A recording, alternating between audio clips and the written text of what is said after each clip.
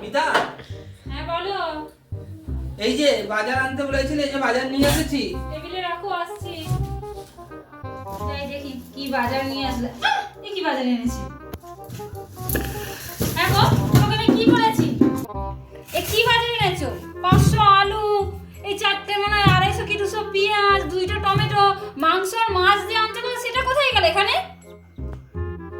তুমি কি এনেছো? তোমাকে কি বলেছিলাম? হ্যাঁ, তুমি আমাকে বলছো মাছ মাংস আনতে, তুমি চিন্তা করলে না যে আমার কাছে কি পয়সা আছে না আছে?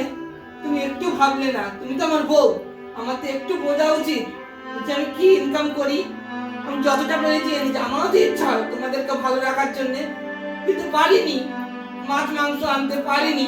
তার জন্য তুমি আজকে এরকম ব্যবহার করলে আমার ঠিক সাথে। আছে, আমার ভুল হয়েছে, সরি। আমি আর কিছু বলবো না, আমারই ভুল। তোমার বোঝা উচিত ছিল যে আমি তো তুমি চেষ্টা করছি। আনতে পারোনি যখন, তাহলে নিশ্চয়ই অসুবিধায় পড়েছো, ওই জন্য আনতে পারোনি।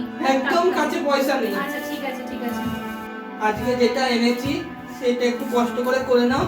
আমি চেষ্টা করব তোমাকে ভালো রাখার জন্য। আজকের পর থেকে তোমার কোনো অভিযোগ থাকবে না আমার প্রতি। আচ্ছা ঠিক আছে, আজকে যে আনিয়েছো আমি এটাই রান্না করে নিচ্ছি।